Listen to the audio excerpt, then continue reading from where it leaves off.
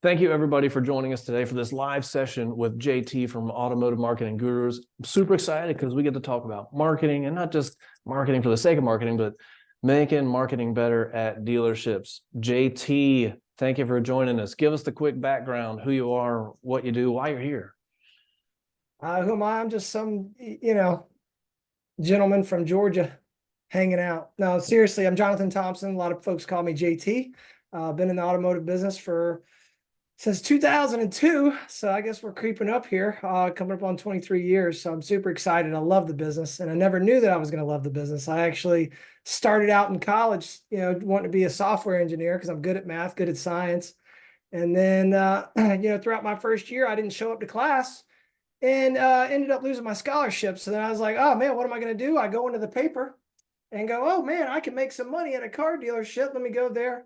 And I fell in love. I fell in love with business. I fell in love with the car business and automotive.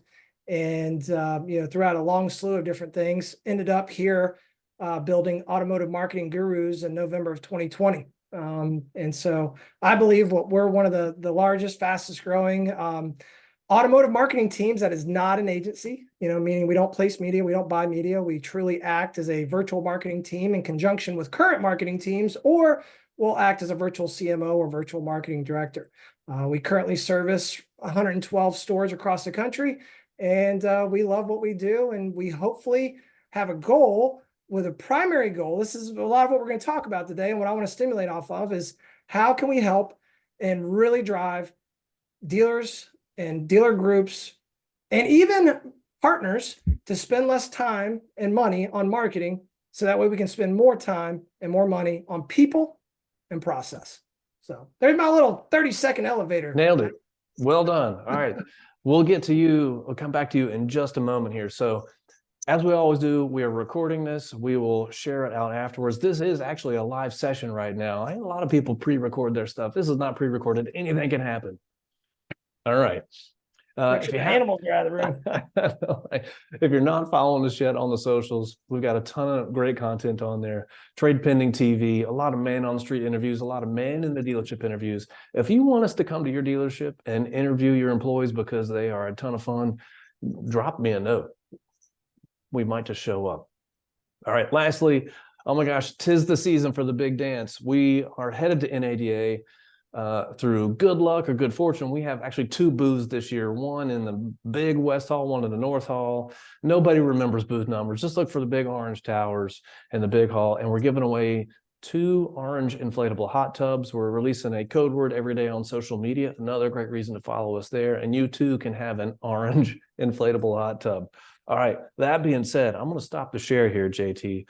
Let's get this thing going here. All right. We have to first start. If we're going to talk about marketing this year, it's inappropriate to not discuss what happened last year. So what's something from the marketing side that you saw in 2023 you thought was going to be a great idea, but then you had to kind of really tweak it and adjust it a little bit? That's a good question, Matt. I'm glad you're asking that. Something that we thought was going to be a good idea, and then we had to step back and tweak it a little bit. Something that, not just for 2023, but I would say even for prior to that, is really looking at, some of the Google spends and where we think it could be good, and based on metrics that Google tells us and those things of that nature. To be more specific, when you're looking at campaigns that are performance max or different, very finite campaigns, like, oh, these look great. I mean, the impressions, the clicks, fantastic. Look at these conversions. And then when you look at the outcomes that we want, right? Service transactions, sales transactions, and those not really having an impact when you have had, you spent incremental money there. That's where you kind of got to look back and say, hey, was this the best move to double down? And just to give you guys a little bit of insight is that, Performance Max isn't brand new, but it's fairly new. And it's something where you can't get as deep into where things are placed and what they're doing. It's kind of like Google goes, oh, look at this performance. Trust us. You can't see behind the curtain. You ain't going to see behind the curtain. So I'm not saying that that's necessarily a bad idea, but it's something that we thought was in a lot of ways going to be uber impactful. And it also correlates into everybody what they know about, the Google vehicle ads, the GVAs or VAs, overarching. They do pretty well what they're supposed to, but it's not, it was new and you got to test it, having your vehicle scroll across the top. So to answer your question, Matt, is looking at some of the Google spends and things and campaigns that we were like, man, this has got to work. I mean, look at these metrics. But then when you look at the outcomes, which is actually more important, is what we should aim for first, is how many customer leads, engagements, sales, and service transactions are we getting when we've spent incremental. That's what we've got to look at. I'm on a lob a surprise one at you here. What did you see happening with AI last year across your dealerships or with you guys, right? Because that's one of those things like, ooh, lots of hype. Didn't live up to the hype for me just yet. Not saying it won't. What was your read on that? AI is, it's great to use. There's really one platform that most people use right now for AI. It's, Chat GPT. And I think it works wonders for when you're trying to write something. There have been quite a few technology companies truly coming out with some AI integrated systems and tools, but it's still a shaky vertical. And also, guys, when people talk about AI, don't always assume that they're talking about artificial intelligence. They could be talking about automated intelligence. What was the other one, Matt, we talked about? Actual intelligence. That's like my favorite, because that means it's like a real person. Oh, it's actually AI. Technology? No, it's a real person with real feelings and behaviors that's going to touch it. So, all things around AI, I'm going to tell you, quite frankly, we've got a few partners and dealer clients that we've got some technology platforms that truly do have some AI integrated in their systems, and they seem to work pretty well. But there are those little kooky things that aren't really AI. But what I don't enjoy is when partners or vendors out there say they've got AI, and because it's a buzzword or machine learning, and it's really not AI. And I don't want to name drop too much, but I will name drop a company, because I'm a Georgian, Tim Cox at Car Now. He actually had one of his reps, and gosh, I can't remember her name, but we're on Clubhouse all the time. And she literally says, AI this, AI that, but listen, we don't have AI. We've got a fantastic, one of the best, most robust decision trees. And I go, that's exactly what it is. It says this, then we say that. Person says this, we say that. And I love transparency. I think it's more important to be transparent when you look at your partners than just throwing AI. So anyway, it's refreshing. Yeah. Yeah, I mean, listen, ChatGPT is fantastic. We really push dealers to use it for vehicle descriptions, new car or used car. And it can help you write things more eloquently, more fun for the most part. And that's something I'm really going to hit on today. But there are a couple of companies that have integrated AI into mostly chat solutions. But again, there are a lot of solutions that claim to have AI, but again, it's more like automated intelligence. And I love the third one, which most companies should really want to tout, is actual intelligence. We do our best here with that. All right, so I'll ask you one more question about 2023. So what was something that you guys did work on and went really, really well, went gangbusters, like, man, we got to be doubling down on this? It's crazy. I want to talk about this a little bit more. And, everybody talks about the 3 tiers of marketing, from a manufacturer, the regional level, and then the store level, tier 1, tier 2, tier 3. And then there's a couple people, which I don't want to say who it is, because they're going to come at me and say, JT, you didn't hear that. You heard that from me. But is tier 4 advertising. Tier 4 advertising is your sales reps and your team. Not just sales reps, it's everybody on your team. Allocating and having great efforts towards your tier 4 advertising. And, that is something that we've seen continue to see have the most robust effect. And I can give you a great example of that. One of our great partners based out of St. Louis, they've got a store. They have a sales rep that sells 40 to 50 cars a month, one salesperson, right? I'll be like, oh man, that guy must be a hustler. But he is, and they are. But he's really big into the Hispanic community. And we were actually on a call. And so many partners come on and ask me, hey, man, JT, we want to do Hispanic marketing. And I go, well, what's your salespeople doing? And are you investing in them to help them do it? So this group is so super fantastic. I mean, they actually help, provide creative support, technology support, human resource support to allow that salesperson to do their thing. And I bet you that more and more dealers would invest in their salespeople that way if the salespeople would step out and actually do that. So tier 4 is huge. And I don't even know if this is a tier, but I kind of like to call it a tier, is tier 5 advertising. And that's where you're actually doing really, really strong marketing and advertising around the culture of your dealership. And I'll talk more about that later, but that to me is one of the ways that we can really, really change the game. I love it. We'll just keep adding on tiers here. Let's do this. We'll go to tier 6 next year, Matt. Tier 6 is, oh yeah, 1 tier per year. All right. So are there a couple things that dealers and marketing decision makers need to be paying attention to this coming year? It's not necessarily like go do this tactic, but what are the trends, observations that you guys are thinking about seeing that other people should be paying attention to? I'm glad you asked that question, man. Instead of getting into the same old metrics that we're used to looking at, and we're looking at trends, is how even before in COVID and during COVID and even now after the pandemic, is just certain metrics that are kind of easy to derive that people need to really keep an eye on. And I'll actually, outside of just metrics, maybe mention a couple of other things. But the first thing is how much you spend per piece of inventory that you have, is really monitoring that metric. How much money do I spend per piece of inventory from a new car perspective and a used car perspective, and ensure that you may want to include your service efforts and advertising marketing in there. Maybe you do, maybe you don't.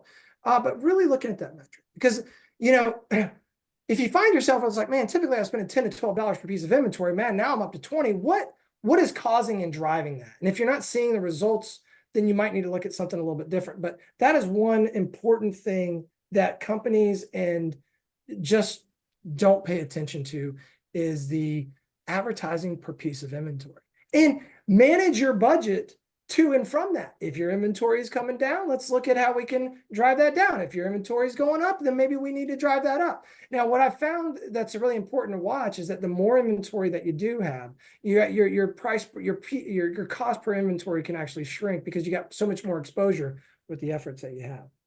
And another metric, and I'll just talk about a metric, is cost per all your customers. It's pretty wild still today that we look at cost per sold. That is what it is, right? It's like, how much money did I spend? And then how much did it take me to acquire a sold customer?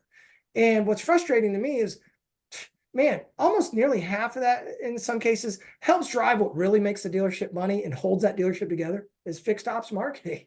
So why wouldn't we consider how many service customers we get, maybe customer pay? We could focus on that if you'd like, but looking at a cost per customer versus just a cost per sold, and managing in and around that, because what we do in advertising from a sales perspective definitely impacts what we do from a service and vice versa. But here's one thing that we do know, is when a customer has a bad service experience, they won't come back necessarily to buy a car from you. And we all know that, right? And that's so important. But why? If it's that important, and we know that the service department, fixed operations, is that important to our entire business, why is it whenever we look at advertising that we always stick it in this bucket of cost per sold? You look at the entire picture, guys. That's the way we operate businesses, is look at the entire picture and not just stay focused on cost per sold. And JT, when you think about that cost per vehicle, back on the advertising bit, how do you think about, like, there are going to be certain pieces of the inventory that are going to get a lot more attention than others? How do you think about allocating that to making sure that you're getting VDP views across inventory that really need it versus the ones that are just going to get it organically because they're very popular? That is a great question, Matt. And so now you're getting into the weeds, right? And when you get into the weeds, which is really important, is, okay, how much money am I spending? I actually did this exercise for one of my clients. I actually asked it, JT, I want to know how much money we spent per model and how many models we sold. I was like, this only the smartest people will ask that question. And what's fantastic is it allows you two things, and it depends on what kind of spend we're talking about. Because if you got Google spend, that's demand capture. That's people looking for your product, right? And then you've got demand creation, where you've got other paid media elements that could do that.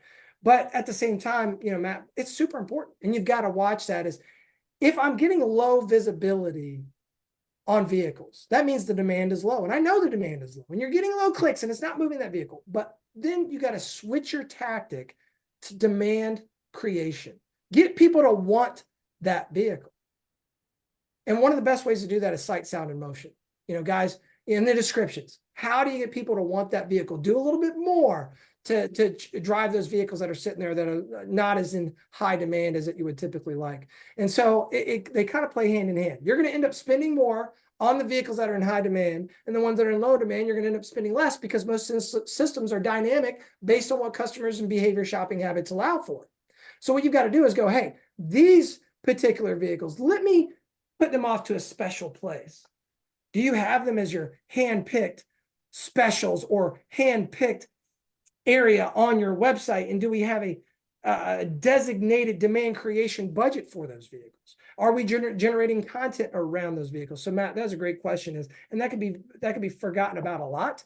And it often is, because we're in the hustle and bustle of everything. And most of our agencies will say, well, hey, all your stuff is dynamic, like it's going to serve what people want. Exactly.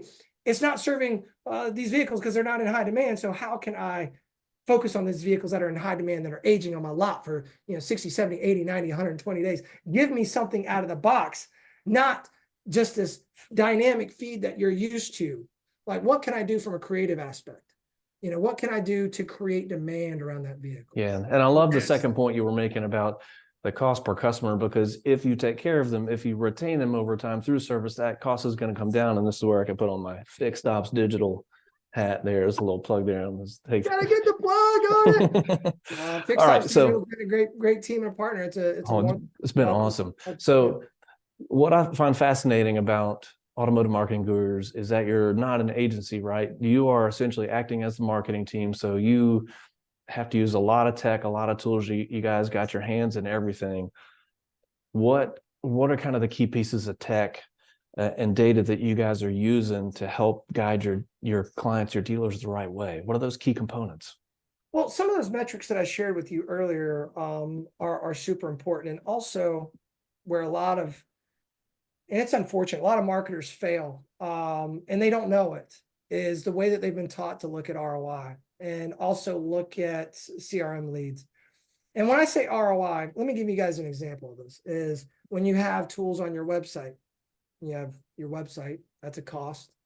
You have maybe a phenomenal product like Auto APR TradePending, or the trade tool from TradePending, or you might have a digital retailing tool, right? You might have that on there. Then you've got X Time that's on there, or your service scheduling tool. Then you have maybe another evaluation tool. You have all these components that are plugged into your website.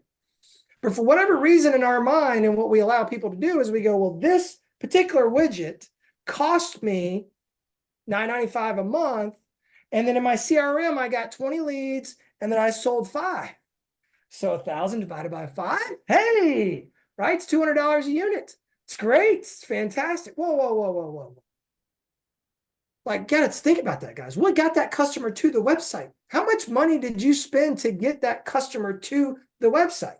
So what you have to really start looking at is, when you think about your website does not cost that $1,500, $2,000 just from DealerInspiredDealer.com, Team Boss, whatever. It's just not that one cost. You've got to add every one of those things up. Then what you need to do is add anything that drives website traffic. Well, then it starts to get muddy, doesn't it?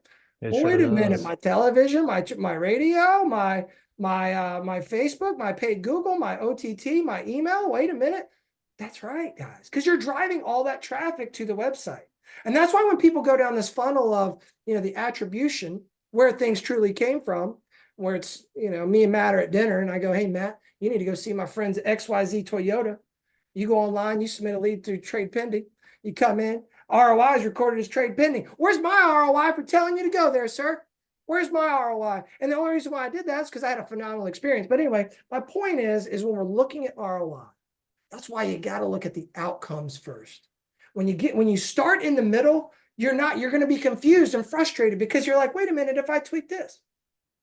And the other thing that's really important about that is when you add different tools on your site, look for incremental lifts.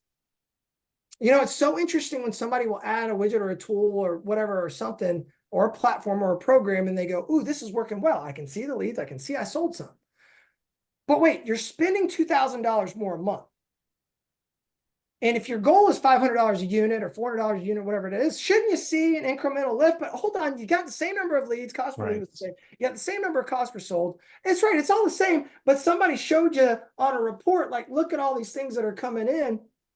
And that's where So something that's super important for people to look at is look at the holistic approach, but really think about how we're tracking ROI. And again, you can't go, this widget costs this. I see in my CR. No, bro. What sent them to the site? What got them to the site? Why were they even there? You think they just, oh, that tool is what brought them to the site? They just decided to show up. Oh, I heard they got that on their site. Let me go there. No, guys. So that's one thing that's been really interesting to me as I get on calls, and it's very tough. And that's actually, one of the reasons why, Matt, you guys are a great partner, because I've not gotten that. You guys are, hey, listen, we've influenced and we're a part of the whole ecosystem. It has never been we did this. And it's unfortunate if any reps say that, but I'm going to tell you, that's one of the things that's important to me for partners is when they don't try to take credit for everything, even if it is in the CRM and a line item from them, they've got to think about if their leads are down, it's not because the tool broke. It's because there's not enough traffic going to the site. There's not enough demand creation. And unfortunately, those tools on the site don't create demand. They might help create an experience for later demand, but that's something that's really important to think about. So you're kind of dancing around this. I'll just ask you straight on. And it's an easy question to ask. It's a hard one to answer sometimes. How do you know if you're spending your marketing dollars in the right spot? Oh, wow. That is a dance. It is a dance. It is a dance. It's kind of like who's going to define right? It's kind of a balancing act. And that's one of the great things that we have is we have the ability to look at 112 different stores doing it different ways. Not all are different because you got groups that do it certain ways, and we try to guide and direct in certain ways, but we've got some of those ones that, those real innovators and creators that are like, you know what? I want to kill third party. I want to kill all my Google, and I want to put all my money in this. And I go, I'm scared. I'm like, nobody does that. I ain't got nobody doing that. So then the dealer does it and then freaking sells more cars. But then I'm like, well, if there's other factors in here, because then I go and look at a message and the guy says, it's not marketing. It's not this. It is because every day when I come in, I make my store fun. So anyway, let me step back and I'm dancing around your question. How do you know what's working best? Is you got to make sure it's efficient and it is achieving the goals that you need. And there's quite fortunately a lot of the digital metrics, you can track them. But here's one thing I've learned, and what's really important is that if you're going to be in paid media, and I'm really excluding like any type of pay-per-click in this, Google, Bing, you name it. I'm talking about demand creation.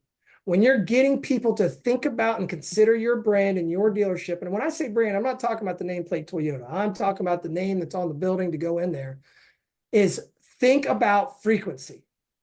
With so many digital marketers today, somewhat poo-pooing on traditional marketing, some of those tactics of reach and frequency have been forgotten to a degree of how it's not only important from a traditional perspective, but how important it is from a digital perspective. Have high frequency. If your goal is to get a message out and you want to create demand, have high frequency. So stepping back to what your question is first, I think you have to identify and have goals and have goals on your store and what your goals are. Once you have those goals, and I'm talking about true transactional goals, like either you're going to, you have your goal of gross for the year, or you have your goals of units. Okay. Some obviously try to do both, but you can kind of go to one or the other, and then determine what budget you're comfortable with investing to achieve those goals. And some people do a price per unit. Most people do a price per unit. Some players, they do it by a percentage of gross, 8 to 10% is usually where we see, or some might do it as a percentage of revenue. But you find out what you're comfortable with, and you back into those layers of what your goal you need to do to achieve those goals. And what's really important is every dealership is unique in their different markets, their customers, their clientele, and their employees. And one of the most interesting things that I would like to say to answer that question, Matt, is like, where do I spend the money? How do I know I'm spending the money? Is sometimes it's not marketing, dude. Sometimes you got to spend some money that, hey, if you want to categorize it as marketing, you can, but you should be doing more investment on HR, onboarding your employees, training, and not your sales managers. Okay. Like somebody else or somebody actually, and holding them accountable to that. And you can see the most successful groups and the most successful dealerships today have dedicated HR resources, have dedicated training resources, ongoing and consistent, have proper management doing one-on-ones with their team members, looking at numbers and metrics and scorecards. Those are investments that I would say that are more valuable at times, sometimes. And then when you know that that foundation is good, then you can really dump into marketing. So again, it's finding out where to spend the money. It's kind of different based on the different goals, but I can tell you, you got to have a certain percentage allocated to demand capture, and that's your click, that's your search, right? But you got to be smart on, and also demand capture is going to be your retargeting on Facebook, retargeting on display, and all those different components, or email marketing. But the demand creation today in 2024 is more important than ever. Okay. The inventories are rising, right? We're getting some inventory back, right? We're seeing that. So, when you got supply up and demand is about where it was, and we got to drive it up more. And especially with interest rates still not, hopefully it's going to continue to drive down. I mean, we're seeing some of that now. I've even seen a few 0%ers out there. So again, I'm going to dance around your question because here's your foundation, right, of what we recommend. You want to make sure you're retaining your customers by communicating with them constantly, communicating. You've got investment into your tier 4 advertising. And have you thought about how much time and money you're spending in your tier 5, right? Like taking care of your employees. And later on, we'll come up with your 6. Yeah, and I think that's the interesting thing there. So we think about marketing. My mind always first jumps just to the external marketing, everything you see out there in the market. But equally as important, if not a foundational element, as you say, is building that marketing internally and making your employees have a great experience, that they're buying into the brand and into the vision and into the culture. So like instead of spending $2,000 on XYZ, why didn't you spend the $2,000 on the, get somebody to freaking power wash the outside of the building, make it beautiful again? Whenever that dealer, when he first bought that store and walked in, how proud, he or she was. Man, beautiful. There's a plant at a place, we'll move that plant. And then over time, over years, we got comfortable, we've made money, and then the team forgets to do that, to take care of, like, treat it like your home. And like, those are some of the, to your point, that in-store marketing, not only like from a messaging and like a feeling, how do you feel when you walk in there? Y'all know what I'm talking about. When you go into a restaurant, you go into a place and you go, I feel good. I hope the food is as good as what I'm feeling right now. And then sometimes you eat the food, it's not that great, but I love the atmosphere. That's what you want to have when your customers come to your stores. That's what I say every time I walk into Bojangles. So good. There you go. We got one more question, JT. We're running low on time here. So this is it. What's the top item that you're recommending dealerships need to be focused on for this year? Where should we be doubling down? Well, I got 2 places. Number one, dealers out there and marketing people out there. Number one, man, get your stores to update their welcome message, their hold recording music to any specials, any creative, any type of emotion that you want to create, and get off that old mundane. Press 1, press 2, and then just some music playing. Is one of the least expensive ways to ensure that the thousands of people that call your dealership, that get put on hold or listen to that first IVR automated message, like, they can hear what's going on around your specials or what's new or unique around your store. And the thing that I would look at very much closely is, if and when you feel like you need to spend more money and more dollars on marketing to drive leads and businesses, is look back and look in the mirror and go, am I creating a great experience of spending enough money in that tier 5 area on my employees and in my team, where they're so happy, customers just flock to them? Because I'm going to tell you, and I still believe this, hard, very, very hard. One of my dealer friends, he owns 10 dealerships, and he says this again to me all the time, and I remember it till I sleep, is the price of advertising, is the cost of an unremarkable product or service. And when I look at the big brands out there, you can see it. You're like, man, I never see a commercial for them. I never hear. You know why? Because they have a phenomenal product and a phenomenal service. They do not need to spend a ton of money on advertising. So those would be my main one is the second one, focusing in on that experience. Take care of your customers. That's your number one most important asset, or your employees, your employees are your number one most important asset, and they will take care of your customers, hands down. Awesome. JT, thank you. We have a little bit of time for questions. We have one in here already. It's not so much a question as it is a comment from Hal saying you're looking sharp, JT, and we appreciate you. I'm going to answer that live. I think we concur here. So that one's answered. But Thanks, Hal. well, we're pulling this thing back up here. There we go. So we talked about NADA. All right. So anytime you make it through this webinar, if you don't have one of the TradePending mascots yet, the wobbly bird, we will send you on for free. All you got to do is hit that little bit.ly link right there, and it is all yours. Case sensitive. We got our contact information right here. We don't have time to answer your questions now, which we're actually not, because we are 1 minute over time. We'll reach out to you directly. JT, thank you again for wrapping with us here today. Very much appreciate it. Absolutely. Thanks, Matt. Thank you, guys.